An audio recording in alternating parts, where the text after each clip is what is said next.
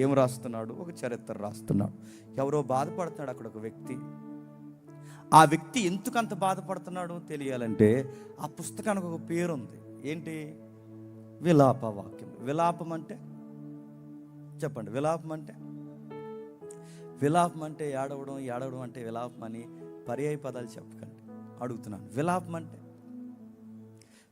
అంటే దీనికి ఒక అర్థం చేసుకునే ఒక వివరణ ఉంది. అంటే బట్టలు చింపుకొని, బూడిదలో కూర్చుని, గుండెలు బాదుకుని, ఇక మా జీవితం అయిపోయిందనే ఆ బాధని ఎక్స్పోజ్ చేసే వర్డ్ విలాపం. అంటే ఇక దాన్ని చెప్పలేమన్నమాట.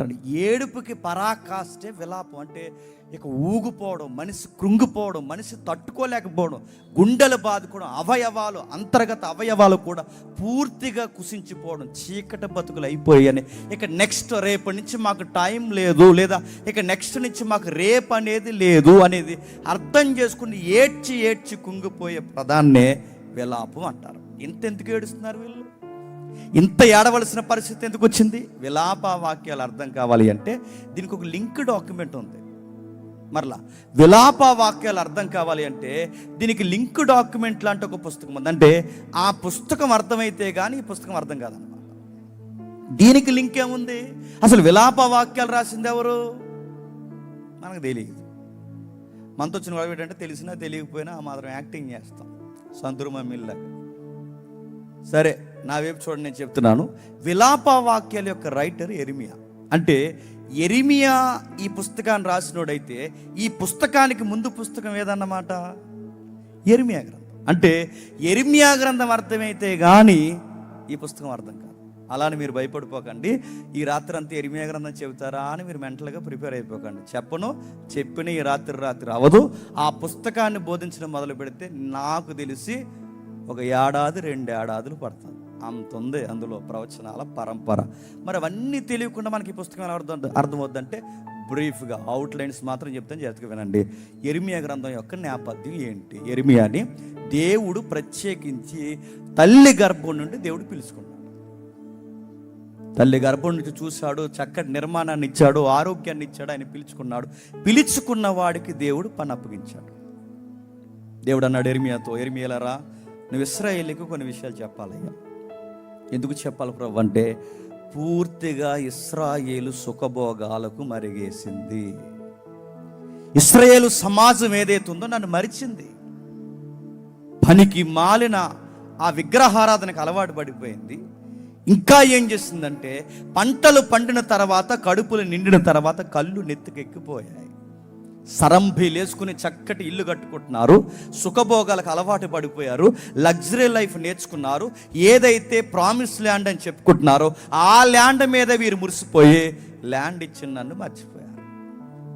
వాగ్దాన భూభాగానికి ఎవరైతే నాంది పలికి రప్పిస్తానన్నవాడు ఎవరైతే ఉన్నాడో ఆ సైన్యములకు అధిపతిగా యెహోవానైన నన్ను విడిచారు. మరి ఏ విషయాల్లో వీళ్ళు కులుకుతున్నారు? ఎలా అంటే వీళ్ళ సుఖానికి అలవాటు పడ్డారు, మంచి ఇల్లు కట్టుకుంటున్నారు. ఇంకా ఏం చేస్తున్నారు? వీళ్ళు లగ్జరీకి అలవాటు పడిపోయారు. ఇంకా ఏం చేస్తున్నారు?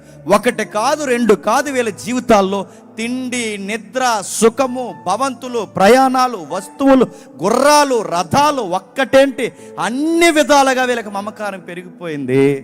నన్ను మర్చిపోయారు. ఇప్పుడు నువ్వు వెళ్ళి వీళ్ళకి సువార్త చెప్పాలి. యెరెమీయా రా అని పిలిచాడు. యెరెమీయా వచ్చాడు.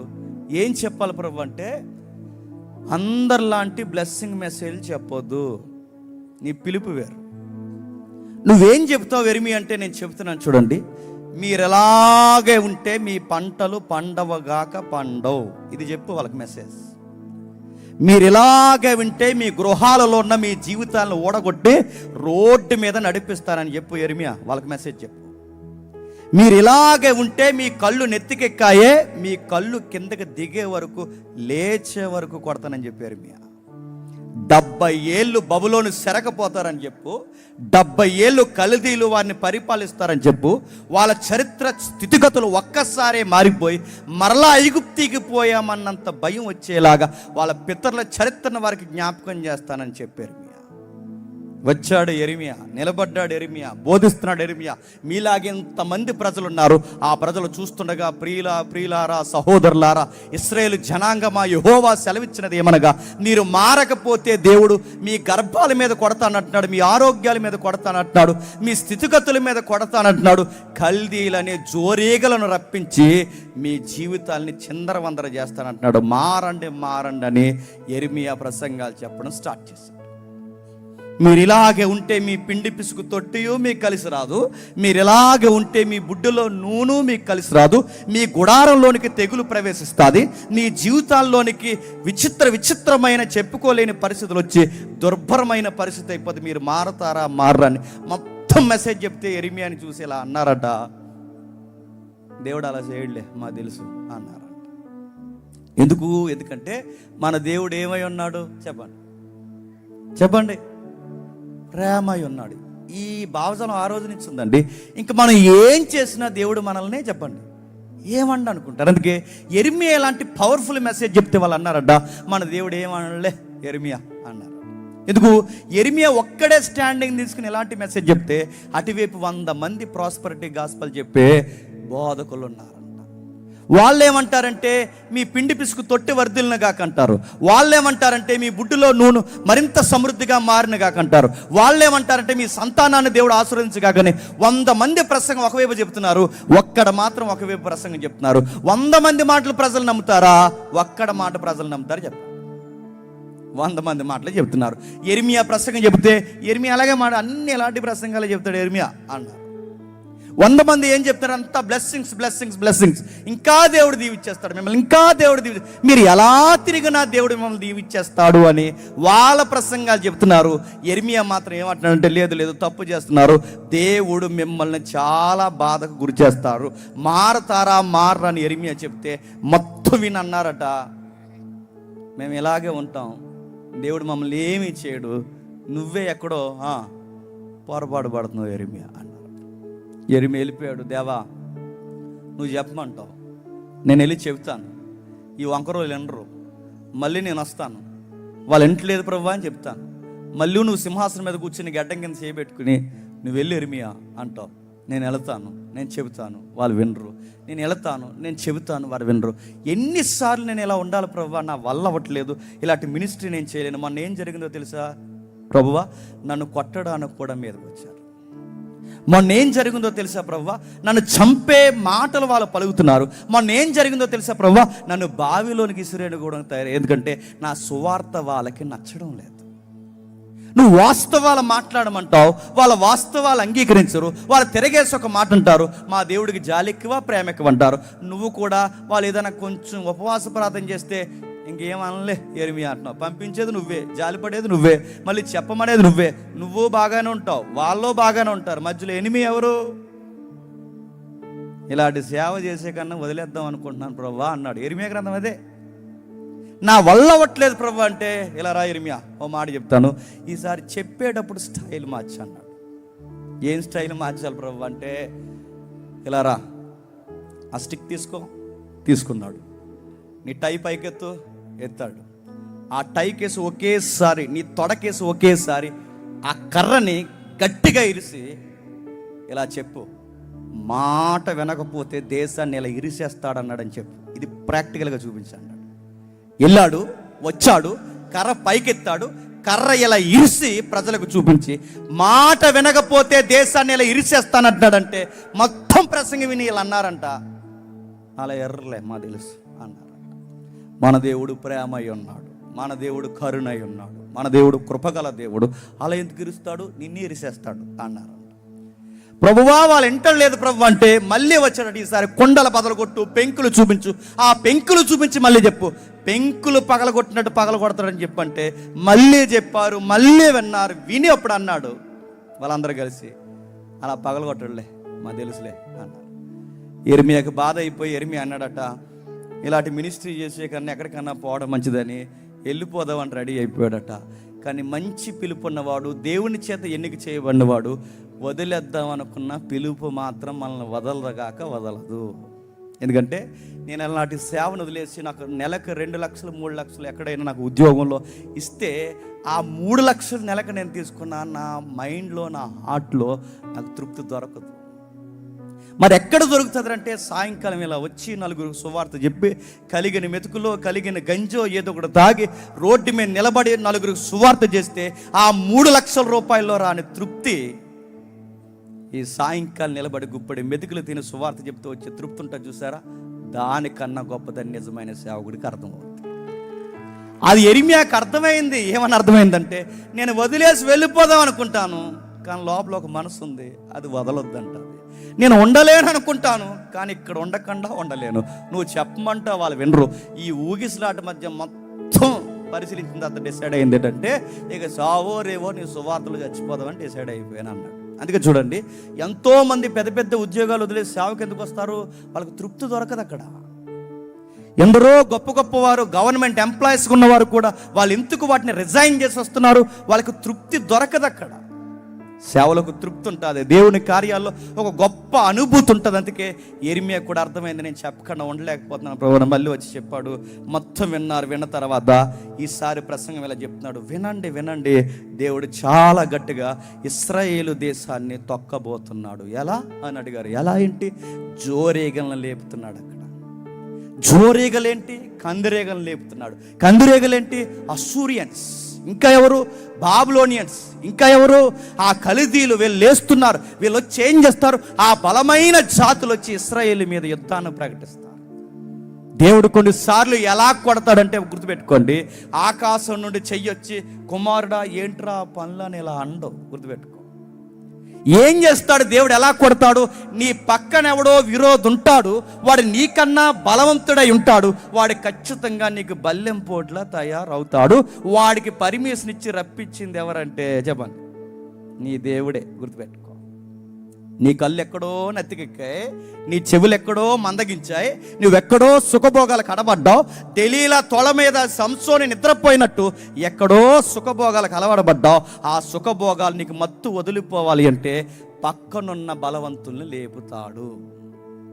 ఆ లేపాడు. ఇశ్రాయేలు మీదకి ఈ కల్దీలు వచ్చారు. వస్తే ఏం చేశారు? ధూళిమాడేశారు. యెరెమీయా చెప్పిన ప్రసంగాల పరంపర ఇప్పుడు జరుగుతుంది. యెరెమీయా గ్రంథంలో ఏదైతే చెప్పాడో ఆ చెప్పిన యెరెమీయా గ్రంథంలో చెప్పిన ఆ ప్రవచనాలు నెరవేర్పు ఎక్కడ జరుగుతుందంటే విలాప వాక్యాల్లో జరుగుతుందంటే యెరెమీయా గ్రంథంలో చెప్పిన ప్రవచనాల నెరవేర్పు విలాప వాక్యాలు అన్నమాట. అందుకే దీనికి దానికి లింక్ ఉంటుంది. ఆ పుస్తకం అర్థమైతే కానీ ఈ పుస్తకం అర్థం కాదు. అందుకే ఇప్పుడు అక్కడ ఏం చెప్పాడు? వస్తున్నారు వస్తున్నారు వస్తున్నారు వస్తున్నారు కాదు, వచ్చేసారు. ఆ వచ్చిన వాళ్ళు ఏం చేస్తారో తెలియజేసే పుస్తకం విలాప వాక్యాలు. ఏం చేస్తారో ఒక్కసారి 5వ అధ్యాయం తిరగేయండి. 5వ అధ్యాయం విలాప వాక్యములు 5వ అధ్యాయం మొదటి వచనం. యెహోవా మాకు కలిగిన శ్రమను జ్ఞాపకం చేసుకొనుము. దృష్టించి మా మీదకి వచ్చిన నింద ఎట్టుదో చూడుము. మొన్నటి వరకు ప్రార్థన చేయమంటే చేశారా? యెరెమీయా చెప్పినంత కాలం వీళ్ళ బుర్రకెక్కిందా?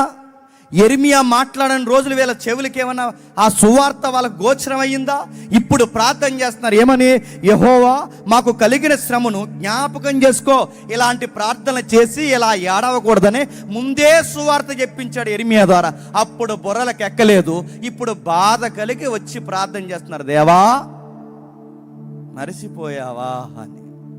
వాళ్ళు బాధపడుతూ ఏమంటున్నారు చూడండి. యెహోవా మా కలిగిన శ్రమను జ్ఞాపకం చేసుకున్నాము, దృష్టించి మా మీదకి వచ్చిన నింద ఎట్టుదో చూడుము. మా స్వాస్థ్యము పరదేశుల వశమయ్యను, మా ఇండ్లు అన్యజనుల స్వాధీనమాయి. మేము దిక్కు లేని వారము, తండ్రి లేని వారు, మా తల్లులు విధవరాండ్లు అయిపోయారు. ద్రవ్యమిచ్చి నీళ్లు త్రాగితమే, క్రయమునకు కట్టెలు తెచ్చుకుంటమే. ఏమని బాధపడుతున్నాడు చూడండి. ఇలా జరుగుద్దనే, ఇలాంటి గొడ్డు పరిస్థితులు వస్తాయని మీరు సుఖాలు వదలండ్రా, దేవుడి కొరకు ఒక కార్యము జరిగించండ్రా.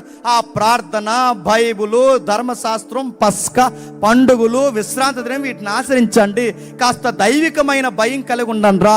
మీరు ఇలాగే ఉంటే మీ పరిస్థితులు ఇలా దుర్భరం అయిపోతాయి. మీ కుటుంబంలో ఉన్న పెద్ద తలకాయలు ఎవరైతే ఉన్నారో మీ తండ్రులు చనిపోతారు, మీ తల్లులు విధవరాండ్లు అయిపోతారు, మీ గర్భిణీ స్త్రీల యొక్క పిల్లల్ని బండకేసి కొడతారు. ఇలాంటి పరిస్థితులు పరిస్థితులు వస్తాయని యెరెమీయా చెబుతుంటే అలా చేయడన్నారు. ఇప్పుడు అదే జరుగుతుంది. జరుగుతున్నప్పుడు ఇప్పుడు అర్థమవుతుంది, ప్రార్థనలు ప్రారంభించారు. దేవా ఏమైపోయాం, మా తల్లులు దిక్కులేని వారు అయిపోయారు, మా తండ్రులు చనిపోయారు, మా జీవితాలు ఎలా అయిపోయాయి, మా తల్లులు విధవరాండ్లు అయిపోయారు. ఇలా జరుగుద్దనే చెప్పాడు. ఇలాంటి పరిస్థితి రాకూడదనే చెప్పాడు. మీ పరిస్థితి ఎలా అయిపోద్దని చెప్పాడు. వాళ్ళ బుర్రలకు ఎక్కలేదు, ఇప్పుడు ఎక్కుతుంది. కింది కట్టినారు, ద్రవ్యం ఇచ్చి నీళ్లు తాగుతున్నాం. మనకి టెక్నాలజీ డబ్బులు ఎక్కువైపు కొనుక్కుంటున్నాం. యెరెమీయా కాలంలో దరిద్రం ఎక్కువైపు కొనుక్కుంటున్నాం. మీకు అర్థమైందో లేదో? మనకి టెక్నాలజీ ఎక్కువైపోయి బాటిల్స్ కొనుక్కుంటున్నాం, వాటర్ కొనుక్కుంటున్నాం. ఆ రోజుల్లో వాళ్ళకి భయంకరమైన రాజుల పరిపాలన, జాతుల పరిపాలన పైకి వచ్చింది. కల్దీలు వచ్చారు, అస్సూరియన్స్ వచ్చారు, అంతకుముందు జాతులు వచ్చారు. చాలా ఘోరంగా ఏడిపిస్తున్నారు. వీళ్ళ దేశాన్ని వాళ్ళ పరిపాలించడం ఏంటో, వాళ్ళ మీదకి ఎక్కడం ఏంటో, వాళ్ళ భూములు లాక్కోవడం ఏంటో ఏం అర్థం కావట్లేదు. చరిత్ర ఒక్కసారి ఇశ్రాయేలు చరిత్ర 70 ఏళ్ళు అలా ఆగిపోయింది అక్కడ. అలా యెరెమీయా బాధపడుతూ రాస్తున్నాడు ఇలాపవాక్యాలు. ఎంత బాధకు గురైపోయారు వాళ్ళు, ఎంత ఘోరంగా చంపేవారంటే మీరు చరిత్ర చదవండి. కల్దీలు గర్భిణీ స్త్రీలు ఉంటే ఆ గర్భిణీ స్త్రీని లాక్కుని వచ్చి, తప్పుగా అనుకోకండి, వాళ్ళ మానాల్లో కత్తులు పెట్టి కింది నుంచి పైకి చీరి ఆ బిడ్డను బయటికి లాగి చంపి వార్నింగ్ ఇచ్చేవారట. మర్యాదగా మాటింటే బాగుంటుంది, లేకపోతే అందరికి ఇదే పరిస్థితి ఉంటుందని మాస్ వార్నింగ్ ఇచ్చేవారట. ఎవరైనా ఒక పురుషున్నో స్త్రీనో తీసుకొచ్చి నగ్నంగా వాడిని ఏడిపించి ఒక పొడవైన శూలం లాంటి సుమారు ఒక 14 అడుగులు ఎత్తైన ఒక శూలాన్ని నిలబెట్టి, ఈ మాటలు తప్పుగా అనుకోకండి, చరిత్రలో రాయబడి నేను చెప్తున్నాను, వాడి యొక్క మానవులో కానీ వాడి యొక్క నవరంధ్రాల్లో ఆ భయంకరమైన ఆ యొక్క నిలువు సువ్వను దించి వాడి నోట్లో నుంచి బయటకు వచ్చేలాగా అందరూ చూస్తుండగా శవానాల చూపించి ఆ గవిని ఎలుపుల పట్టణానికి వెలుపుల ఆ శవానాల ఏడాడదీసి అనేవారట. వింటే మర్యాదగా వదిలేస్తాం, మీరు మాట వినలేదో మొత్తం పురుషులందరికీ ఇదే జరుగుతుందని వార్నింగ్ ఇచ్చేవారట. బతుకుండగా మనిషి చర్మాన్ని వలిచేశారట, అవయవాల కనబడేలా చూపించారట. ఇంత బాధ గురి చేసి ఎవరైతే పెద్ద దిక్కుకున్నారో తలకాయల్ని ఏరేశారట. స్త్రీలందరినూ చాలా వరకు విధవరాండ్లను చేశారట. చివరికి వాళ్ళ వంట వండుకుందాం, గుప్పడి మెతుకులు వండుకుని తిందామనుకుంటే ఎండిపోయిన కట్టెలు కూడా వాళ్ళకి అమ్ముతున్నారట. పంటేలది, కట్టెలు వేరవి, నది నీళ్ళు వేలవే, నీళ్లు ఏలవే. ఏల నదుల మీద వాళ్ళ తెస్టేసి అక్కడ డ్యాములు కట్టేసి ఆ పైన ఉన్న నదులు, ఆ ఎగువ ప్రాంతంలో ఉన్న నీళ్లు కిందకి రాకుండా అక్కడ ఆపేసి వీళ్ళు అన్నారట, మీ నదులు మేము ఆక్యుపై చేసామరా, మీకు నీళ్లు కావాలంటే కొనుక్కోండి అన్నారట. కట్టెలు అమ్ముతున్నారట, నీళ్ళు అమ్ముతున్నారట. ఒక్కటేంటి రెండేంటి, చివరికి తరిమేస్తున్నారు, మెడల మీదకి ఎక్కారట. మేము అలిసిపోయి చెదిరిపోయి మా జీవితాలకు విశ్రాంతి లేకుండా పోయింది. మెడల మీదకి ఎక్కడం ఏంటి? ఒకప్పుడు వాహనాలుగా ఏం వాడేవారు? గాడిదలను వాడేవారు. వాహనాలుగా ఏం వాడారు? గుర్రాలను వాడేవారు. వాహనాలుగా ఒంటెలను వాడేవారు. ఇప్పుడు వాహనాలుగా ఈ కల్దీలు వచ్చి ఇశ్రాయేలు యొక్క యువకుల్ని వాహనాలుగా వాడుతున్నారు. బెండవరా, వాళ్ళ మీదకి ఈ బరువైన మనుషులు ఎక్కి వాళ్ళతో వాహనాలంటే గాడిదలు పనిచేసినట్టు పనిచేస్తున్నారంట. ఈ చరిత్ర, ఈ అధ్యాయం చదువుతుంటే మీరు బ్రిటిష్ సామ్రాజ్యం ఎంత బాధ పెట్టిందో లేదో నాకు తెలియదు, కానీ దానికన్నా ఎక్కువగా కల్దీలు ఇశ్రాయేల్ని బాధ పెట్టారు. చాలా ఘోరంగా బాధ పెట్టారు. ఇంకా చెబుతున్నాడు కింద చూడండి, పట్ట కూటిక ఐగుప్తీలకు అసూర్యకు లోబడి ఉన్నాము, మా తండ్రులు పాపం చేసి గతించిపోయి మేము వారి దోష శిక్షను అనుభవించుచున్నాం. పూట కూటు కొరకు ఏడుస్తున్నాం. మొన్నటి వరకు ఐగుప్తీలు ఏడుస్తాం, మొన్నటి వరకు అసూరియన్స్ ఏడుస్తాం, ఇప్పుడు కల్దీలు వచ్చారు, మనం ఏడుస్తున్నాం. ఎందుకు ఏడుస్తున్నారు? మీరు దేవుని మాట వినకే కదా. దేవుడిచ్చిన భూమిని తీసుకున్నారు, భూమినిచ్చిన దేవుడిని మర్చిపోయారు. దేవుడిచ్చిన ఇల్లుని తీసుకున్నారు, ఇంటిని బట్టి దేవుడిని మర్చిపోయారు. దేవుడిచ్చిన ఉద్యోగాన్ని తీసుకున్నారు, ఉద్యోగం తీసుకుని ఉద్యోగంలో మురిసిపోయి దేవుడిని గాలికి వదిలేశారు. దేవుడిచ్చిన పిల్లల్ని తీసుకున్నారు, పిల్లలను చూసి మురిసిపోయి దేవుడిచ్చిన ఆ పిల్లలను చూసుకుని దేవుడిని గాలికి వదిలేశారు. ఒకటి కాదు, రెండు కాదు, మీరు చేసిన పనులని అడుగడుగున సృష్టికర్తని బాధకు గురి చేశారు. అందుకే మళ్ళీ దెబ్బకి దేవుడు గుర్తు రావాలంటే దేవుడు చేసే పని అంటే చెప్పినా 4 మొట్టికాయలు వేస్తాడు. అలాంటి మొట్టికాయలు వీళ్ళకి గట్టిగా వేస్తాడు. ఏడుస్తున్నారు. ఇప్పుడు ఒక లాజిక్ మాట్లాడుతున్నారు, లా మాట్లాడుతున్నారు. ఏమని మాట్లాడుతున్నారు? 7వ వచనంలో, మా తండ్రులు పాపము చేసి గతించిపోయి మేము వారి దోష శిక్షను అనుభవించుచున్నాం. ఇదేంటి? ఇంకా మాది ఏ తప్పు లేదు, తప్పో గిప్పో చేస్తే ఎవరు చేశారంటే మా తండ్రులే చేశారు తప్ప మాకు ఏ సంబంధం లేదు. మా తండ్రులు ఏదో చేస్తే మేమెందుకు ఇది అనుభవించాలని లాజిక్స్ మాట్లాడుతున్నారు. మనకులాగే మనం కూడా చూస్తారు, కొన్ని ప్రార్థన చూస్తుంటే భయం వేస్తుంది. ఇదేం ప్రార్థన రా నాయనా అని. ఆ తల్లి ప్రార్థన చేస్తుంది. ఏమైనా ప్రార్థన చేస్తుందంటే, ఊర్లో అందరూ బాగానే ఉన్నారు ప్రభా, మా ఇంటికి ఇలా ఎందుకు జరిగింది అంటే, ఇప్పుడు ప్రార్థనకు అర్థం ఏంటి చెప్పినా, పోతే ఇంక అందరూ పోవాలన్నమాట. ఇంకా అందరు కొడుకులు బాగానే ఉన్నారు ప్రభా, మా కొడుకే గుర్తొచ్చాడా ప్రభా అంటే, ఈవిడ కొడుకుకి ఏమైనా జరిగితే ఇంక అందరు కొడుకులకి జరగాలన్నమాట. ఇది ఒక సెల్ఫిష్ ప్రేయర్ అండి. దరిద్రపు ప్రార్థన చూడండి. వీళ్ళు అలాగే చేస్తున్నారు. మా అయ్యలు ఏదో చేస్తే మాకెందుకంటే, మా అయ్యలకి మాకు సంబంధం. ఎందుకు సంబంధం ఉండదు? మీ తండ్రులు ఏదో చేస్తే మీకెందుకు సంబంధం ఉండదు? మీ తండ్రులు తప్పు చేస్తే దాని ఎఫెక్ట్ మీకు రాదా? లాజిక్స్ మాట్లాడుతున్నారు చాలా మంది. మా పితరులు మంచోళ్ళు కాదు, వాళ్ళు చేసిన శిక్షకు మేమెందుకు భరించాలి? ఎందుకంటే వాళ్ళకి పుట్టారు కనుక. మాకు సంబంధం లేదు, మా అమ్మ ఏం చేస్తే మాకు సంబంధం లేదు, మా నాన్న కుదరదు. మీ నాన్న ఏం చేసినా, మీ అమ్మ ఏం చేసినా ఖచ్చితంగా దాని ఎఫెక్ట్ మీ మీద పడతాది. మీ నాన్న తాగుబోతు అనుకో, మీ నాన్న తాగుబోతే తందనాలాడి వాడు రూపాయి కూడా దాయడం చేత కాకపోతే దాని యొక్క భారం ఎవరి మీద పడతా చెప్పండి? పుట్టిన పిల్లల మీద పడతా. వీడికి దాయడం రాదు, భార్యను చూడడం రాదు, వాళ్ళ యొక్క అవసరాలు ఏంటో తీర్చడం రాదు. వీడు తాగి తందనాడితే వాడి గర్భాన్ని పుట్టినందుకు పుట్టారు కనుక ఖచ్చితంగా వాడి భారాన్ని వీళ్ళు మొయ్యాలా వద్దా? వెంటనే తిరిగేసి అంటారు ఏమని, ఈడి గర్భాన్ని ఎందుకు పుట్టాను ప్రభా, ఈడి గర్భంలో ఎందుకున్నాను ప్రభా, నేను ఏ ముంబైలో పుడితే బాను ప్రభా, అక్కడ నేను పెద్ద సెలబ్రిటీని అయిపోయాను, ముంబైలో పుడితే తడుగుడలేస్తావా? నీకు ఇక్కడ తెరవ లేనప్పుడు, ఇక్కడ పుట్టినప్పుడు ఈ కుటుంబం విలువ నీకు తెలియలేనప్పుడు, నువ్వు ఎక్కడ పోయినా నీ జీవితం విలువ నీకు తెలియదు. ఈ వీధులు ఎందుకు పుట్టాను, ఆ ఏరియాలో ఎందుకు పుట్టాను, వైజాగ్లో ఎందుకు పుట్టాను, అనకాపల్లి, నోరమే ఆ మాటలే తప్పు. నువ్వు ఎక్కడ పుట్టావు అన్నది కాదు గుర్తుపెట్టుకో. నువ్వు ఎక్కడ పుట్టాను కాదు, నువ్వు అలాంటి మాటలు మాట్లాడ, నీకు ఎక్కడ పుట్టినా జీవితం విలువ తెలియదు. ఇలాంటి పేరెంట్స్ నాకు ఎందుకు ఇచ్చా ప్రవ్వా, ఈ కుటుంబంలో నేను ఎందుకు పుట్టానంటే, ఎందుకు పుట్టావేంటి? ఆయన అనుకున్నాడు కాబట్టి పుట్టావు. నీ రంగు ఎంత ఉండాలో, నీ ఎత్తు ఎంత ఉండాలో, నీ అందం ఏంటో, నీ ఆకారం ఏంటో, నీ ఆరోగ్యం ఏంటో, నీ డిఎన్ఏ యొక్క నడకేంటో ప్రతిదీ ఆయన కోరుకుని డిజైన్ చేసి నేను పుట్టించాడు. నీ నవ్వు, నీ నడక, నీ ప్రతీదాన్ని ఆయన కోరుకున్నాడు. నీకు ఇచ్చిన ఎనర్జీ, నాలెడ్జ్ ఎందుకు ఇచ్చాడని ఆయనకు ఒక పర్పస్ ఉంది నీ పట్ల. అన్ని గాలికి వదిలేసి మీ నాన్న మీ అమ్మ చేసిన పనులు నీ మీద పడితే నాకు సంబంధం ఏంటంటే, రివర్స్ అడుగుతున్నాను చెప్పండి. మీ అమ్మ నాన్న తాగుబోతులు, తిరుగుబోతులు, వ్యభిచారం చేసే పనులు చేస్తే దాని ఎఫెక్ట్ మేమే పడితే మీరు ఒప్పుకోవట్లేదే? రివర్స్ అడుగుతున్నా. దీనికి సమాధానం చెప్పండి. మీ అమ్మ నాన్న ఏ ఐటీ సెక్టార్లో ఉండి నెలకు 1,00,000 2 లక్షలు సంపాదిస్తే, బాగా కూడబడితే, ఆ తర్వాత డబ్బు అనిపించేది ఎవడు చెప్పండి? మీరే కదా. అప్పుడు మీరు అనాలి రివర్స్, మా నాన్న ఏదో సంపాదిస్తే ఆ డబ్బులు మాకెందుకు ప్రభు, తీసేసుకో అంటావా? అక్కడ మాత్రం నీకు నోరు లెగదు. మీ నాన్న బాగున్నప్పుడు అన్నీ నీకు వర్తించాలి. అదే మీ నాన్న ఏమైనా తేడా చేస్తే ఆ మొట్టికాయలు మాత్రం, ఇది న్యాయం అయితే అది కూడా న్యాయమే, గుర్తుపెట్టుకో. మీ నాన్న మీ తల్లిదండ్రుల నుంచి నీకు ప్రాపర్టీ వస్తే అది న్యాయం అయితే ఇది కూడా న్యాయమే. మీ పేరెంట్స్ చేసిన పనులు ఖచ్చితంగా తగులుతాయి. అది వాళ్ళకి చెబుతున్నాడు ఇర్మియా. ఆ యవనస్తులు అంటున్నారట, మా తండ్రులు పాపము చేసి గతించిపోయి మేము వారి దోష శిక్షణ అనుభవిస్తున్నాం. అనుభవించాలి కాదు, అనుభవించాలి ఖచ్చితంగా. వాళ్ళకి పుట్టాం, వాళ్ళ లక్షణాలు మనకు ఉంటాయి. చాలామంది ఒప్పుకోవట్లేదు. ఆదామవ్వలు చేసిన ఆ స్వభావం ఈ రోజుకి మనలోకి రావట్లేదు చెప్పండి. ఆదామవ్వలు చేసిన ఆ యొక్క స్వభావం ఈ రోజుకి మనలో లేదే చెప్పండి. తప్పు చేసి పండు తెంచి ఏంటి పని అని ఆదాముని అడిగితే, అబ్బాయి ఆదాం ఏమన్నాడు, మన పితరుడు మన అయ్యా ఏమన్నాడు తెలుసా? నాకేం సంబంధం లేదు, అంతా ఆవిడే చేసింది అన్నాడు. ఆవిడని అడిగితే ఆవిడేమంది, నాకు సంబంధం లేదు, అంతా ఆ సర్పమే చేసిందని. ఈ గెంటేసుకునే లక్షణాలు మళ్ళీ చెప్తున్నాను.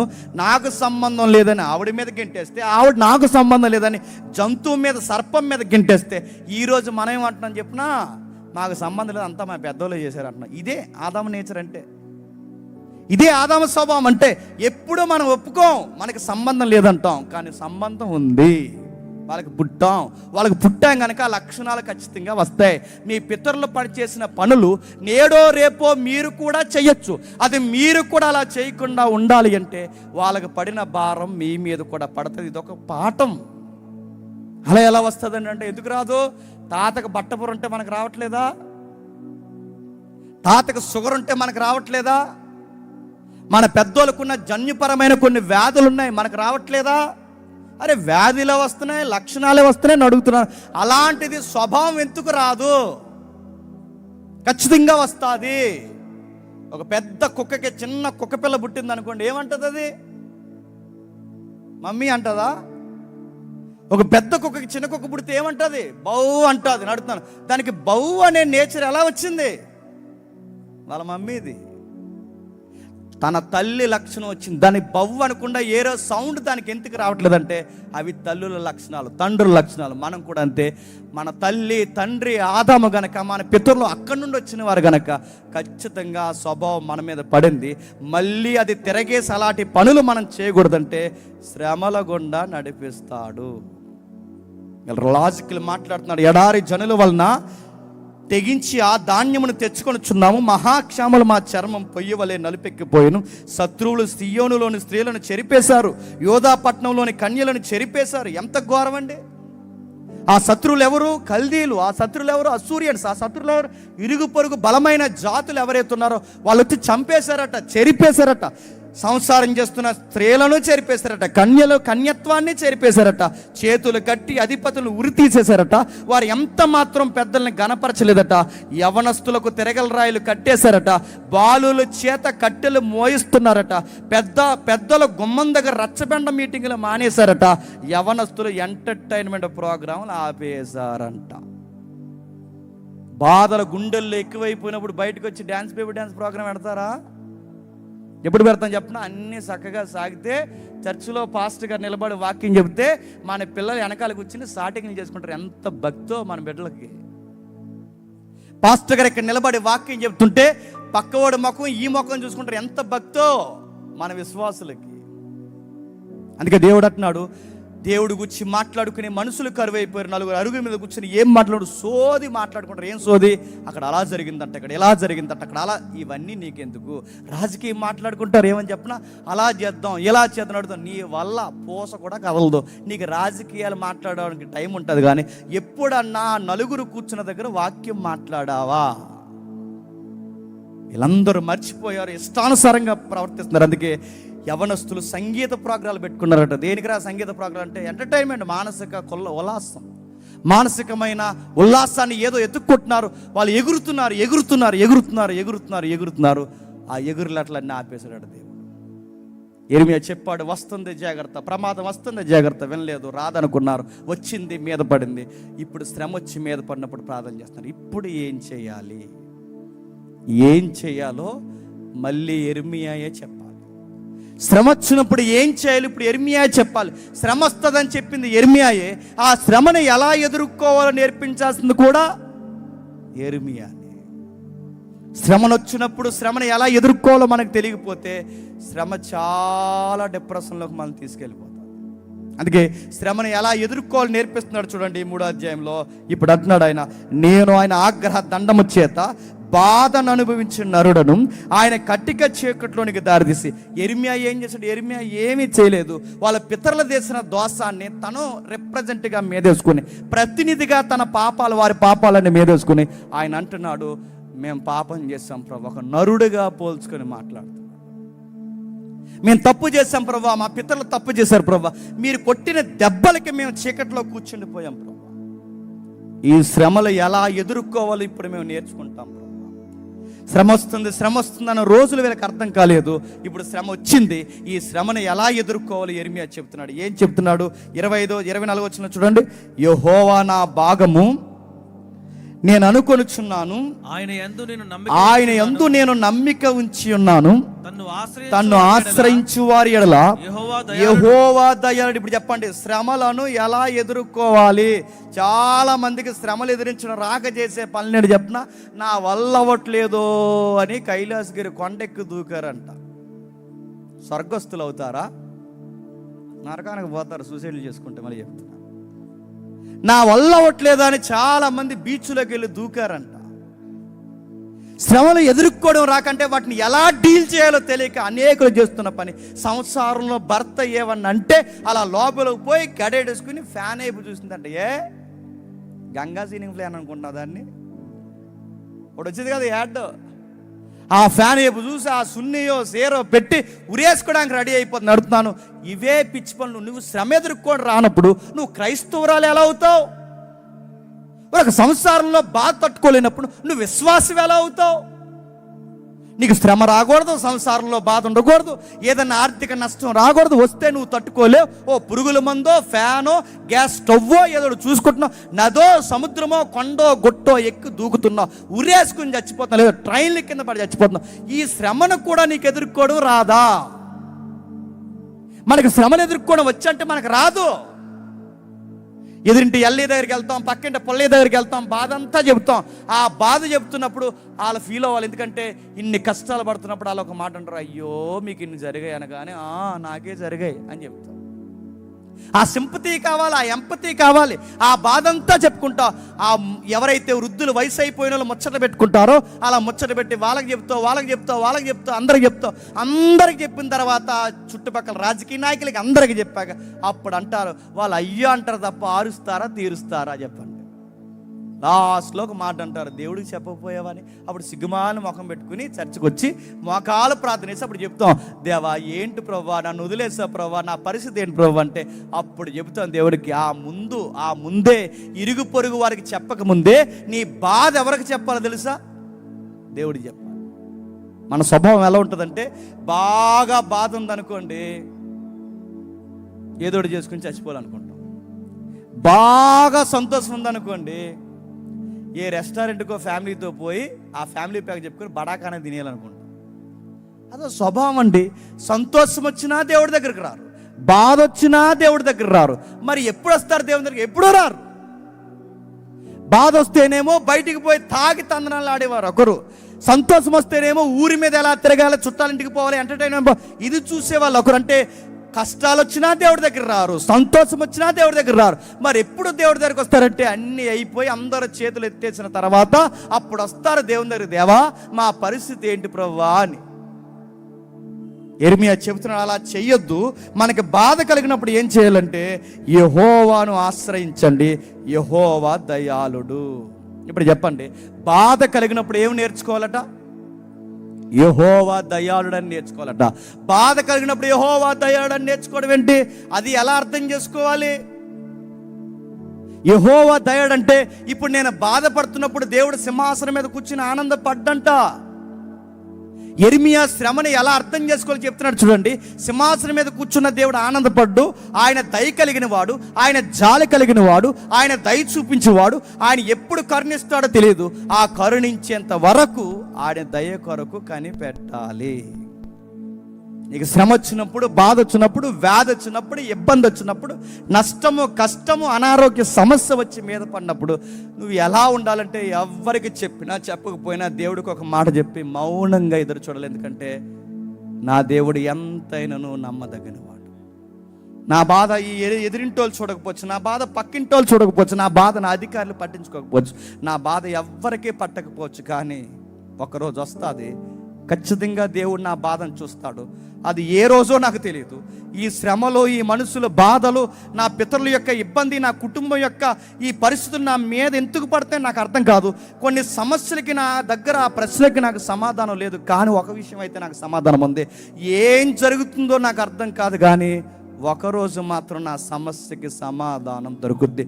ఇది ఒక్కటి మాత్రం నమ్ముతానని అనుకోవాలంట. దాన్ని ఏమంటారు చెప్పిన? నిరీక్షణ. దాన్ని ఏమంటారు చెప్పిన? విశ్వాసము. దాన్ని ఏమంటారు తెలుసా? దేవుడు ఏదో ఒక రోజు దయ చూపిస్తాడు, ఆ దయ కొరకు ఎదురు చూడాలి. చూస్తామా? ఫాస్ట్ ఫుడ్ అయిపోయినట్టు అయిపోవాలి మన కార్యక్రమాలు. వెంటనే ఫాస్ట్ ఫుడ్లు ఎక్కువ తింటారు మీ ఏరియాలో, అందుకే ఫాస్ట్గా చేసిపోతారు. రైస్ని ఫ్రైడ్ రైస్ చేస్తున్నారు, త్వరగా పోతారు. ఫ్రైడ్ రైస్లు ఎవరైనా తింటే ఇక్కడ మళ్ళీ చెప్తున్నారు, రైస్ని వేపడం చాలా దరిద్రం. ఏపేవంటే అది విషం. ఆ విషం తిన్నామంటే త్వరలోనే నీకు బంపర్ వస్తుంది, హాస్పిటల్లో జాయిన్ చేసేస్తాడు. ఏది ఫాస్ట్గా జరగకూడదు. మన ఆధ్యాత్మిక జీవితంలో వెంటనే జరగకూడదు. వెయిట్. అది ఎప్పుడు జరుగుతుందో తెలియదు, కానీ ఏదో ఒక రోజు వస్తుంది, ఖచ్చితంగా సమాధానం దొరుకుతుంది. అప్పటి వరకు ఆ మాటను చూశారు, నా దేవుడు దయాళుడు. దేవుడికి ఇంకొక స్వభావం ఉందంట, అలానే ఉంచండి ఆ మాట. ఆ కిందికి రండి ఒకసారి 31వ వచనంలో. ప్రభు సర్వకాలం అలా వదిలేడు, ఆయన బాధ పెట్టినను తన కృపా సమృద్ధిని బట్టి జాలి పడతాడు. హృదయపూర్వకంగా ఆయన నరులకు విచారమైనను బాధ అయినను కలగచేయడు. ఏమర్థమైంది? ఆయన బాధ పెడతాడట, ఇబ్బందులకు గురి చేస్తాడట. ఎందుకు ఇలా చేస్తున్నా ప్రభు అంటే, నీకు కొన్ని నేర్పించాలని చేస్తాను అంటున్నాడట. ఎందుకు ప్రభు ఇవన్నీ నాకు బాధ కలగజేసి, నువ్వెందుకు బాధపడతావు ప్రభు అంటే, దేవుడు అన్నాడట, నీకు కొన్ని నేర్పించాలన్నాడట. చాలామంది ఏమనుకుంటారంటే, మనుషులు బాధపడుతుంటే దేవుడు పైనుండి ఆనందపడతాడు అనుకుంటారు. కాదండి. మనం బాధపడితే దేవుడు కూడా బాధపడతాడు. మనం ఇబ్బంది పడితే దేవుడు కూడా ఇబ్బంది పడతాడు. మనం కన్నీరు కారిస్తే మన కొరకు దేవుడు కూడా కంటతరి గుడవుతాడు. ఎందుకంటే మన జీవితం పట్ల ఆయన ఎన్నో ప్రణాళికలు కలిగి ఉన్నాడు. ఆయన కూడా బాధపడతాడు, ఆయన కూడా మన కొరకు ఆలోచిస్తుంటాడు. చాలామంది ఏమనుకుంటారు, మనం బాధపడుతుంటే దేవుడు ఆనందపడ్డు. ఎందుకంటే కొన్ని లక్షణాలు ఉన్నాయి సమాజంలో. చిన్న పిల్లలు ఉంటారా, ఆ చిన్న పిల్లల్ని ఇలా గిల్లేస్తారా, ఆ గిల్లుతుంటే ఆ పిల్లలు ఏడుస్తుంటే వాళ్ళకి ముద్దు, అదో సైకో లక్షణం. కొంతమంది పిల్లల్ని గిల్లుతారు, ఆడ పిల్లలు గిల్లేస్తుంటారు, ఆడ తొళ్ళ గిల్లేస్తుంటారు, ఆడ బొక్కలు గిల్లేస్తుంటారు, నడుము గిల్లేస్తుంటారు. ఎందుకు అలా గిల్లేస్తారంటే, ఏడరా ఎదవా ఏడరా అని ఆడికి 2 పడేసి ఏడుస్తారు. ఆడు ఏడుస్తుంటే వీళ్ళకి ఎంత నవ్వు, ఏడితే ఎంత బాగున్నాడు ఎదవ మళ్ళీ కొడతారు. ఇవి సైకో లక్షణాలు అంటారు. ఇట్లా పిల్లలు ఏడుస్తుంటే ఇదేం ముద్ర అంటే, పిల్లలు ఏడుస్తుంటే కొంతమంది మురిసిపోతారు. దేవుడు కూడా తన పిల్లలు, ఆయన పిల్లలు మనం ఏడుస్తుంటే ఆయన మురిసిపోడు. మనం ఏడుస్తే ఆయన కూడా ఏడుస్తాడు. మనం బాధపడితే ఆయన కూడా బాధపడతాడు. ఆయన ఉద్దేశపూర్వకంగా ఎవరిని బాధపెట్టాడు. మరి మనల్ని బాధపెట్టి ఆయన ఎందుకు బాధపడుతున్నాడంటే, మనం కొట్టి మనం బాధపడుతున్నప్పుడు మన కోసం మనం బాధపడుతున్నాం, ఆయన బాధపడతాం. మరి ఎందుకు కొట్టా ప్రవ్వా, ఎందుకు బాధపడుతున్నా ప్రవ్వా అంటే, మీరు నన్ను మర్చిపోతే మీరు నరకానికి పోతారు, అంత కొడుతున్నాను రా అని చెప్తాడు. మీరు ఇలాగే వదిలేసి తిరిగితే మీకు కొన్ని విషయాలు అర్థం కావరా, మిమ్మల్ని కొంచెం తోమేయాలరా అని చెప్తాడు ఆయన. కరోనా టైంలో అప్పుడు బ్యాచులర్ నేను, ఎవడు వంట ఆడ వండుకోవాలి, బయట ఏమి దొరికేగా. మా రూమ్స్లో మేము అప్పుడు కొత్తగా జాబ్ వచ్చింది, వంట వార్పులు స్టార్ట్ చేసాం. అన్ని కర్రీస్ వండిన తర్వాత కొన్ని గిన్నెలు కడగడం చాలా ఈజీగా ఉండేది. అలా సబ్బురాసి అలా అంటే అయిపోయాయి. కొన్ని గట్టుకుండే కర్రీలు ఉండేవారు, కక్క ముక్క డొక్క. ఆ టైంలో ఆ గిన్నెలకు అది వదిలేదు కాదు, ఎంత కడిగినా పోయేది కాదు. ఆ టైంలో ఒకటి సొల్యూషన్, బయటికి వెళ్ళి ఇసుక తెచ్చి పీసిలాంటి ఆ క్లాత్ తెచ్చి దానికి సోపు రాసి గర్ర తోంతే అప్పుడు మొత్తం క్లీన్ అయిపోయేది. అప్పుడు ఆ గిన్నె శుభ్రంగా ఉండేది. ఇది మీకు అర్థమైతే, జీవితానికి అప్పుడప్పుడు చిన్న మరకలు అనుకుంటాయి, అలా తుడిస్తే పోతాయి. జీవితానికి కొన్ని మొండి మరకలు అనుకుంటాయి. దేవుడు అప్పుడు తొడ్డో ఏం చేస్తాడు చెప్పనా, ఇసుగేసి చెప్పండి పీసెట్టి గట్టిగా రుద్దితే కానీ పోవు గనక ఎంత రుద్దాలో చెప్పండి అంత రుద్దేస్తాడు. అదే శ్రమ. ఈ ఎగ్జాంపుల్ మీకు అర్థమైతే, ఎందుకు మాకు ఈ బాధలంటే, నువ్వు కొన్ని అంటించుకొని తిరుగుతున్నావు, అందుకని నీకు మొట్టికాయలు వేస్తాను. నువ్వు కొన్ని మరకలు అంటించుకొని తిరుగుతున్నావు, అందుకే వాటిని రుద్దుతాను. వాటిని తీసేంత వరకు నేను ఎంత నలపాలో నలుపుతాను. దేవ, మరి నేను బాధపడుతున్నప్పుడు నువ్వు ఏం చేస్తావు అంటే, నువ్వు బాధపడుతున్న పైనుండి ఏమైనా ఆనందపడను. ఎప్పుడు నువ్వు మారు మనసు మరింత సంపూర్ణంగా పొందుతావని నీ కొరకు నేను ఎదురు చూస్తాను. యెరెమీయా ఇది చూపిస్తున్నాడు. యెహోవా దయాళుడు, తన ఎత్తుకు వారి ఎడల ఆయన దయ చూపువాడు.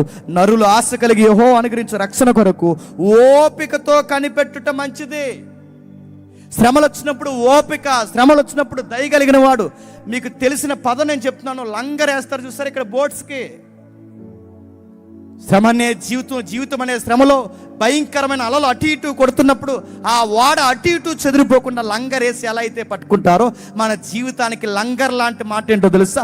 శ్రమ ఎందుకు వచ్చిందో అర్థం కాదు, బాధ ఎందుకు వచ్చిందో అర్థం కాదు, ఈ మనుషులు ఎందుకు మనల్ని మోసం చేస్తారో మనకు అర్థం కాదు, ఎందుకు సడన్గా మన మీద తిరగబడిపోయారు మనకు అర్థం కాదు, మనకి ఏమీ అర్థం కాదు. కానీ ఒకటి మాత్రం అర్థమైంది, వన్ డే నా దేవుడు నా జీవితంలో ఏదో చేస్తాడు. అప్పటి వరకు నాకేం అర్థం కాదు. అప్పటి వరకు మరి నేను ఎలా ధైర్యంగా ఉండాలంటే, ఆ ధైర్యానికి ఒక పదం ఉందట, దేవుడు దయాళుడు. అంతే. అదొక్కటే పట్టుకో, అది లంగర్లా పట్టుకో. ఆ ఒక్క మాట నేను చాలా ధైర్యంగా నిలబెడతాను. ఒక ఉదాహరణ, ఒక పాస్టర్ గారికి క్యాన్సర్ వచ్చింది. వర్వర్, ఈ కామెంటరీస్ ఫాలో అవుతున్న దైవజనులకు తెలుస్తుంది. వర్వర్ గారు, ఆయనకి భయంకరమైన క్యాన్సర్ వచ్చినప్పుడు ఆయన హాస్పిటల్లో జాయిన్ చేశారు. డాక్టర్లు చెప్పేశారు 90% బతకడని. 90% బతకడని చెప్పేశారు. డాక్టర్లు అందరూ వాళ్ళ ముఖాల మీద అర్థమయ్యేలా చెప్పేశారు. అక్కడ సంఘస్థులు ఉన్నారు, కుటుంబీకులు ఉన్నారు, స్నేహితులు ఉన్నారు, అందరూ ఉన్నారు. పాస్టర్ గారు బతికే అవకాశం 90% లేదు, ఇక 10% దేవుని దయ, బతకొచ్చు బతకపోవచ్చు అని లోపలికి ఆయన ట్రీట్మెంట్ చేయడానికి లోపల తీసుకెళ్లారు. ఆ లోపల పెట్టారు. ఆ పెట్టిన తర్వాత ఆ వైద్యం జరుగుతుండగా ఆయన ఒక్కడే ఐసీయూలో ఉన్నాడు. డాక్టర్లు అందరూ చూస్తున్నారు, ఆయన నిండుగా ధైర్యంగా ఉన్నాడు. అక్కడ వైద్యం చేస్తున్న ఆ నర్సింగ్ డిపార్ట్మెంట్ అంతా ఉన్నారు, ఆయన ధైర్యంగా ఉన్నాడు. ఆయన చూస్తున్నప్పుడు ఆశ్చర్యం వేసింది. అందరు రోగులు కంగారు అయిపోతారు, అందరు రోగులు బెదిరిపోతారు, అందరు రోగులు మానసికంగా కృంగిపోతారు. వాళ్ళకి చిన్న అనారోగ్య సమస్య వచ్చిన వాళ్ళు బాధపడి ఆ సమస్యను కూడా ఇంకా పెద్ద చేసుకుంటారు. కానీ ఈయన మాత్రం చాలా ధైర్యంగా ఉన్నారు. 90% బతకడన్న ఈ వైద్యులు 100కి 200% బతికి బయటకు వచ్చాడు. ఆయన ఇంటర్వ్యూ చేశారు, అడిగారు, అయ్యా మీకు ఒక మాట అడగాలి, మీ దగ్గర స్నేహితులు లేరు, కుటుంబీకులు లేరు, సంఘస్థులు లేరు, ఎవ్వరూ లేరు. అలాంటి టైంలో మీరు ఒంటరిగా హాస్పిటల్ ఆ చీకటి గదిలో ఉన్నారు.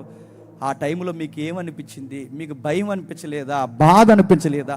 ఇలాంటి పరిస్థితి సేవలో వచ్చింది అంటే మీకు అనిపించలేదంటే అప్పుడు ఆయన అన్నాడు, మీ ధైర్యం ఏంటని అడిగితే ఆయన మాట, నాకేం ఆ రోజు అర్థం కాలేదు.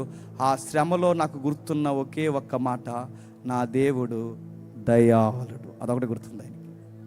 ఆ ఒక్క మాట ఆయనకు అనారోగ్య సమస్యలో ధైర్యం ఇచ్చింది. ఏమి దయాళుడు ఏమో, ఆయన ఎలా కరుణిస్తాడో నాకు తెలియదు, ఎలా లేవనెత్తుతాడో నాకు తెలియదు, కానీ ఆయన రక్షించినా రక్షించకపోయినా నా దేవుడు మంచోడు, అది నాకు అర్థమైంది. ఆ ఒక్క మాట నేను పట్టుకున్నాను కనుకే నా దేవుడు ఈరోజు సాక్ష్యంగా మళ్ళీ నిలబెట్టాడు అన్నాడు.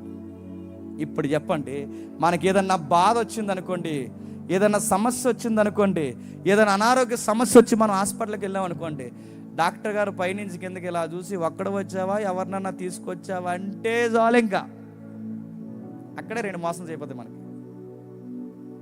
పైనుంచి కిందకి వచ్చి మన వైపు చూడకుండా డాక్టర్ గారు పులో మనం రాసేస్తున్నాడు అనుకోండి, ఆ సీట్లో ఏం చేస్తాను చెప్పండి?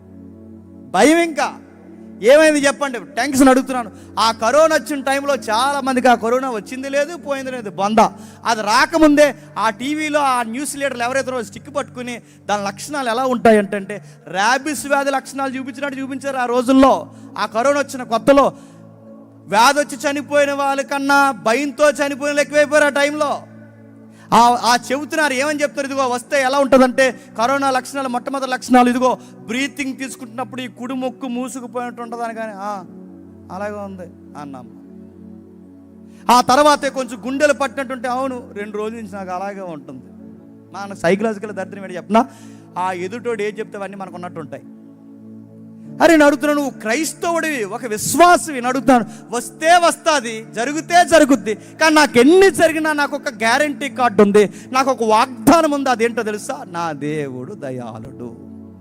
ఆయన సెలవు లేకుండా నా జీవితంలోకి ఏమీ రాదు, ఆయన సెలవు లేకుండా నాకేమీ జరగదు, ఆయన పర్మిషన్ లేకుండా నా తల వెంట్రుకు కూడా రాలదు. ఒక శ్రమ నా జీవితంలోకి వస్తుందంటే నా దేవుడు ఏదో నాకు నేర్పించడానికి అనుమతి ఇస్తున్నాడు. యెరెమీయా నేర్పిస్తున్నాడు ఇశ్రాయేలుకి. ఇప్పటి వరకు శ్రమ వస్తుంది అంటే మీకు అర్థం కాలేదు. ఇప్పుడు చెప్తున్నాను, శ్రమ టైంలో గుసగుసలు మానేయండి. శ్రమ టైంలో అందరూ బాగున్నారు, మేమెంతకు ఇలా ఉన్నామని అనకండి. శ్రమ టైంలో మా కుటుంబాన్ని పట్టించుకోవడం మానేసావా? జ్ఞాపకం చేసుకోవా? 3 వారాల నుంచి ఉపవాసం ఉంటున్నావు, చూడటం లేదని ఇలాంటి పిచ్చి మాటలు మానేయండి. మరి ఏం చేయాలని అడిగితే అప్పుడు చెప్పండి, దేవా నాకు అర్థం కాకపోవచ్చు, కానీ నువ్వు నమ్మదగిన దేవుడివి, ఏదో ఒక రోజు నా జీవితంలో విడుదల కార్యము నువ్వు చేస్తావు. అప్పటి వరకు నేను ఎదురు చూస్తాను. ఇప్పుడు కింద మాట్లాడుతున్నాడు చూడండి 27వ వచనంలో, యవ్వన కాలమున కాడు మోయిట నరునికి మేలు, అతని మీద దానిని మోపినవాడు యెహోవాయే. ఆ మాటకి అర్థం ఏంటి? చాలా మంది యూత్ రివైవల్ మీట్లో రిఫరెన్స్ చేస్తారు, కానీ ఆ రిఫరెన్స్ ఎందుకు వేస్తారు వాళ్ళకే తెలియదు. ఆ రిఫరెన్స్ ఎందుకు చదువుతున్నారు ఆ యూత్కి తెలియదు. ఆ రిఫరెన్స్ ఎందుకు వేస్తున్నారు? అదొక నెగిటివ్ కామెంట్ చేస్తున్నారు అక్కడ యవనస్తులు. వాళ్ళు ఏమంటున్నారు? యెహోవాకు విరుద్ధంగా ఇలా మాట్లాడుతున్నారు. వాళ్ళు ఏమంటున్నారంటే, యెహోవా యెహోవా ఇదిగో మాకెందుకు ఈ బాధ, మా పితరులు ఏదో చేస్తే మేమెందుకు మొయ్యాలి ఆ శ్రమ, అది వాళ్ళ కామెంట్. మా పెద్దోళ్ళు ఏదో చేస్తే ఆ బాధను మేమెందుకు అంటే రెక్లెస్ ప్రేయర్ చేస్తున్నారు వాళ్ళు. దానికి యెరెమీయా చెప్తున్నారు, మీరు పిచ్చి మాటలు మాట్లాడడం మానేసేయండి, అమ్మా నాన్నని గౌరవించడం నేర్చుకోండి. మీరు ఎన్ని బాధలు పడిన వారికి పుట్టినవారు కనుక ఆ బాధ అనుభవించడం మేలు. ఎందుకంటే ఈ బాధనే కాడిని అనుమతించింది ఎవరో తెలుసా? మీ అమ్మ కాదు, మీ నాన్న కాదు, మీ పితరులు కాదు. ఈ బాధనే కాడిని యవనస్తులైన మీ మీదకి ఎవరు అనుమతించారంటే యెహోవాయే అనుమతించాడు. మొయ్యండి, నోరు మూసుకుని మొయ్యండి. దేవుడు అనుభవించిన ఆ బాధను మీరు మోస్తున్నప్పుడు యెహోవా దయాళుడు గొప్పవాడని మీరు నమ్మి ఆ బాధల్లో కూడా మీరు దేవుని స్తుతిస్తే ఆ కీడుకరమైన కాడును కూడా దేవుడు మీకు మేలుగా మరిచేస్తాడు. యవనస్తులారా, ఆ మేలుగా మరిచే కాడియాన్ని మీరు ఓపికగా మొయ్యండి. మోసారు అందులో కొంతమంది యవనస్తులు. ఎవరు ఆ యవనస్తులు మోసిన జాబితాలు అంటే, ఇలాప వాక్యాలు యెరెమీయా గ్రంథం చదువుతున్నప్పుడు సరిగ్గా అదే జనరేషన్లో జీవించిన వారు ఎవరు చెప్పినా, దానియేలు యొక్క ముగ్గురు స్నేహితులు. ఈ రిఫరెన్స్ ఎవరికి వర్తిస్తుందో లేదో నాకు తెలియదు. ఈ రిఫరెన్స్ మన యూత్ మీట్లో వర్తిస్తుందో లేదో నాకు తెలియదు. కానీ ఈ రిఫరెన్స్ ఎవరైతే యంగ్స్టర్స్ ఉన్నారో నీకు వర్తించిందో లేదో నాకు తెలియదు. కానీ ఈ రిఫరెన్స్కి నెరవేర్పు ఎవరో తెలుసా? దానియేలు ముగ్గురు స్నేహితులు. దానియేలు యెహోవా కాడిని నమ్మకంగా మోసాడు. దేవా, మా పితరులు ఏదో తప్పు చేస్తే మమ్మల్ని ఎందుకు ప్రభా చెరక పంపించామని ఒక్క మాట దానియేలు అన్నాడా? కాడిని మౌనంగా మోసాడు. మా పితరులు ఏదో తప్పు చేస్తే మమ్మల్ని అగ్నిగుండాల్లో వేసేయడం ఏంటి ప్రభా అని దానియేలు స్నేహితులు అన్నారా? మౌనంగా ఒక మాట అన్నారు, మా దేవుడు రక్షించినను రక్షించకపోయినను మా యెహోవా దేవుడు గొప్పవాడని అన్యుల మధ్య సాక్ష్యం ఇచ్చారు. అలాంటి యవనస్తులు అంటే వారి యెహోవా కాడిని మౌనంగా మోస్తారు. కొన్ని కామెంటరీస్ ఉన్నాయి, కొన్ని తర్జుమాలు ఇలా రాయబడ్డాయి. అసలు దానియేలు కట మళ్ళీ సంసారానికి పనికి రాకూడదని నపుంసకుల జాబితాలో పనిచేసి ఆ ఉద్యోగం ఆయనకి ఇప్పించాలని దానియేలు ముగ్గురు స్నేహితులు ఎవరైతున్నారో వీళ్ళ నలుగురికి వాళ్ళ పురుష లక్షణ అవయవం ఏదైతే ఉందో ఆ అవయవాన్ని కట్ చేసి వాళ్ళని తీసుకెళ్ళి రాజగృహాల్లో పనిచేసేలాగా వాళ్ళ యొక్క యవ్వన జీవితాన్ని చిదివేసినప్పుడు కూడా ఒక్క మాట దేవుడిని ఏమనలేదంట. అది దానియేలు అంటే. మౌనంగా కాడి మోసాడు, శ్రమను అనుమతించాడు, తీసుకెళ్లి సింహాల బోన్లో పడేస్తే ఆ సింహాల బోన్లోంచి దేవుడు అన్నాడు, దేవుడిని ఎలా అన్నాడు, దేవా నువ్వు రక్షించినా రక్షించకపోయినా బ్రతికితే నీ కొరకు సాక్షిని, చనిపోతే నీ కొరకు నేను హతసాక్షిని అని నిలబడిపోయాడు. కాడిని మౌనంగా మోసాడు ఆ యవనస్తుడు. ఆ ముగ్గురు యవనస్తులు అలా మోసారు కనుక ఆ దేశానికి వాళ్ళు ఏమైపోయారు చెప్పండి? ప్రధాన మంత్రుల స్థాయికి వెళ్ళిపోయారు. ఇప్పుడు చెప్పండి, శ్రమ వచ్చినప్పుడు మౌనంగా ఉండండి, శ్రమ వచ్చినప్పుడు మౌనంగా ఉండండి, బాధ కలిగినప్పుడు మౌనంగా ఉండండి, కష్టం కలిగినప్పుడు మౌనంగా ఉండండి. దాన్ని భరించండి. అది ఎంతకాలమో తెలియదు. అది 10 ఏళ్ళ, 20 ఏళ్ళ, 30 ఏళ్ళ మనకు అర్థం కాదు. లేదా అది వారమో మనకు తెలియదు, 2 రోజుల మనకు తెలియదు. దాని వెనకాల మౌనంగా ఉండండి. ఆ కాడి యెహోవాయే అనుగ్రహించాలని ఒప్పుకోండి. ఆ కాడిని మోపిన వాడే మళ్ళీ ఆ కాడిని ఒకరోజు తీసి ఆ కాడినే మేలుగా నీకు మార్చేస్తాడు. గొప్ప కార్యములు జరిగిస్తారు. అందుకే యెహోవా చెబుతున్నాడు, మీరు ఒంటరిగా ఉన్నారని కూర్చుని మౌనంగా ఉండి దేవుడి మీద కామెంట్ చేయకండి. దేవుడు ఇలా అన్నాడు, ఆయన బాధ పెట్టినను ఆయన కృపా సమృద్ధిని బట్టి మీ మీద జాలి పడతాను. నేను త్వరగా ముగిస్తున్నాను. ఇదే నడుమ ఇదే పరిస్థితుల్లో బాధపడుతూ ఒక పాట రాసుకున్నారు వాళ్ళు. ఆ పాటే 137వ కీర్తన. ఏమని రాస్తారు? ఎందుకన్నా మంచిది ఒకసారి తీయండి. దీని మీద చాలా మంది తప్పుడు ప్రసంగాలు చేశారు. అందుకే ఒక్కసారి మీకు వివరించి నేను ముగిస్తాను. 137వ కీర్తనలో ఏం చెప్తున్నాడు చూడండి ఒకసారి. 137వ కీర్తన మొదటి వచనం నుండి, 137వ కీర్తన మొదటి వచనం నుండి బబులోను నదుల యొద్ద కూర్చుని, ఇంకా మీకు బాగా అర్థం కావాలంటే 8వ వచనం చూడండి. పాడు చేయబడబోవు బబులోను కుమారి, నీవు మాకు చేసిన క్రియలను బట్టి నీకు ప్రతీకారము చేయవాడు ధన్యుడు. నీ పసిపిల్లలను పట్టుకొని వారిని బండకేసు కొట్టువాడు ధన్యుడు. ఈ రెఫరెన్స్ పట్టుకున్నారు మన వాళ్ళు చాలా మంది. ఎవరో బయట వాళ్ళు ప్రశ్న అడిగారట, యెహోవా చూసారా యెహోవా ఏమన్నాడు చూసారా? పసిపిల్లల్ని బండకేసు కొట్టమంటాడు. ఇదండి బైబిల్ అంటే అని మన బైబిల్ మీద వ్యతిరేకమైన కామెంట్ చేస్తే మన సహోదరులు కొంతమంది సమాధానం చెప్పడానికి నిలబడ్డారు. కానీ సమాధానం చెప్పాలన్న ఉద్దేశం మంచిదే, కానీ వివరణ మాత్రం గాలిగిపోయింది. ఏం చేశారో దీనికి వింతైన కామెంటరీ ఇచ్చారు. ఏమన్నారంటే, బండ అంటే బండ కాదు, ఆ బండ అంటే క్రీస్తు అన్నారు. అలా ఉంది అక్కడ. బండ అంటే బండ కాదు, బండ అంటే క్రీస్తు. పసిపిల్లలంటే పసిపిల్లలు కాదు, పసిపిల్లలంటే చిన్న చిన్న పాపాలంట. అలా ఉంది అక్కడ. నడుతున్నా. అలా లేదు. అక్కడ బండంటే బండే, పిల్లలంటే పిల్లలే. మరి ఎందుకు ఇలా రాశాడు? అది మన కోసం రాసింది కాదు, నెరవేర్చమని రాసింది కాదు. మరి దేవుడు ఏమని రాయించాడంటే దానికి ఒక సందర్భం ఉందో చూడండి. మొదటి వచనంలో, బబులోను నదుల యొద్ద కూర్చున్నప్పుడు మన సియోన్ని జ్ఞాపకం చేసుకుని ఏడ్చుచుంటుమి. అంటే సందర్భం ఏంటి? ఇలాప వాక్యాలకి 137వ కీర్తన సందర్భానికి అన్నిటికీ ఒక లింక్ ఉంది. ఆ లింకులో నుంచి వచ్చిన పాట ఈ పాట. ఏమని రాస్తున్నారంటే, ఈరోజు మీరు మమ్మల్ని కొడుతున్నారు, ఈరోజు మీరు మా మెడల మీదకి ఎక్కుతున్నారు, ఈరోజు మా పిల్లల్ని బండకేసి కొడుతున్నారు, ఈరోజు మా నదుల మీద కూర్చున్నారు, ఈరోజు మా పంట పొలాలు తీసుకుంటున్నారు, మా పితరులను ఏడిపిస్తున్నారు, మా స్త్రీలను విధవరాండ్లుగా చేసేస్తున్నారు. ఈ టైంలో ఇశ్రాయేలు బాధపడుతూ కొన్ని పాటలు రాసుకున్నారట. ఆ పాటలు ఏమని రాసుకుంటున్నారంటే చూడండి, వాటి మధ్య నిరవంజి చెట్ల మధ్య సితారులు తగిలించి అచ్చట మనం చెరగొట్టిన వారు ఒక కీర్తన పాడని వాళ్ళు అన్నారట. ఎవరన్నారు? ఈ చెరగ తీసుకెళ్ళిపోయిన వాళ్ళు ఉన్నారుగా, ఎవరు? కల్దీలు, అస్సూరియన్స్. వీళ్ళు తీసుకెళ్ళిపోయి ఇలా నిలబెట్టారే, డ్యాన్స్లు వేయండి రా అన్నారు. ఒరే సంగీతం కొట్టండి రా, మీ ఏవైతే సంగీతాలు ఉన్నావో అవన్నీ బయట, మీ ఇన్స్ట్రుమెంట్స్ అన్ని ప్లే చేయండి రా, పాటలు పాడని ఇశ్రాయేలుతో డ్యాన్సులు అయిపోతున్నారట. ఇశ్రాయేలుతో పాటలు పాడమంటారు. అంటే ఇప్పుడు వాళ్ళకి ఎంటర్టైన్మెంట్ కావాలి ఆ అస్సూరియన్స్కి, కల్దీలకి. అలాంటి టైంలో ఇశ్రాయేల్ని పాట పాడమని బాధ పెట్టినప్పుడు వాళ్ళ పాట పాడారట. ఏమని పాట పాడారు? వాళ్ళకి వ్యతిరేకమైన పాట పాడారు. ఒరే, మా బాధలు మీరు పాటలుగా పాడమంటున్నారు, మా కన్నీళ్ళు మీరు చూసి సంతోషంగా మార్చుకుంటున్నారు, మా బాధను చూసి మీరు నవ్వుతున్నారు కదా, మా పాటలు పాడితే మీకు ఎంటర్టైన్మెంట్గా ఉంది కదా, మీరు పాటను ఏమని పాడమంటారు? మాకు వ్యతిరేకంగా మీరు పాట పాడమంటున్నారు. కానీ ఈ చావో రేవో బాధల్లో మీకు వ్యతిరేకంగా మేము పాట పాడతామని పాడిన పాటే 137 కీర్తన. ముఖ్యాంశాలు మరోసారి అర్థమైందా లేదా? అర్థమైపోయినా అర్థమైనట్టే 11 అయిపోయింది. ఆ కిందికి చెప్తున్నాడు చూడండి. అప్పుడు వారు పాడుతున్నారు, సియోను కీర్తనలో ఒక దాన్ని మాకు వినిపించుడి అని మనలను ఉల్లాసంతో గోరిరి. అన్యుల దేశంలో యెహోవా కీర్తన మనం ఎట్లు పాడదాం? వాళ్ళకు ఒక కమిట్మెంట్ ఉందట. ఏంటి? అన్యుల దేశంలో మనం ఎలా కీర్తనలు పాడతాం? దేవుని పాటలు పాడి గొంతులతో పోయి అన్యజనుల పాటలు మనం ఎలా పాడతాం? దేవుని మందిరంలో పాడాల్సిన పాటలు పట్టుకెళ్ళి వాళ్ళ అన్యుల గుడుల మధ్య, వాతావరణం మధ్య ఎలా పాడతామని బాధపడ్డారంట.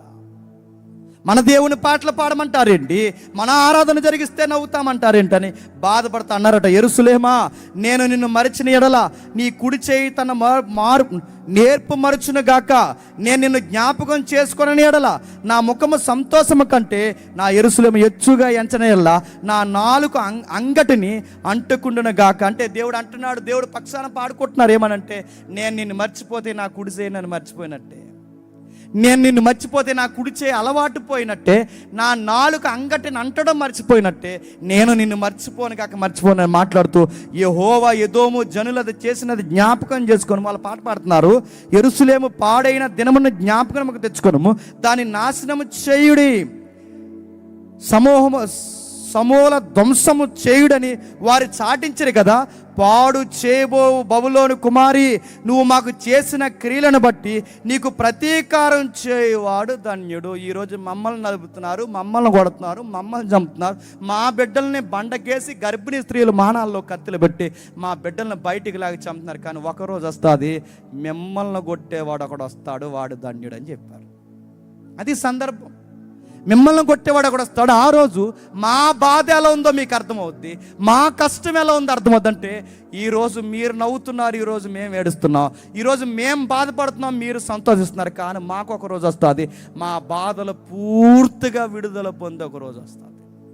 శత్రువులైన మీరు సిగ్గుపడే రోజు వస్తుంది. మీ దవడ పళ్ళు ఎరగొట్టేవాడిని దేవుడు ఒకడు లేపుతాడు. ఈరోజు మేం బాగోలేదు కనుక మిమ్మల్ని మా మీదకి రప్పించాడు, రేపొద్దున మీ మీదకి దేవుడు మరొకరిని రప్పిస్తాడు. అందుకే తలదన్నేవాడు ఉంటే చెప్పండి, తాన్ని తన్నేవాడు ఉంటాడు, మిమ్మల్ని తన్నేవాడు కూడా దేవుడు ఒక రోజు పంపిస్తాడు.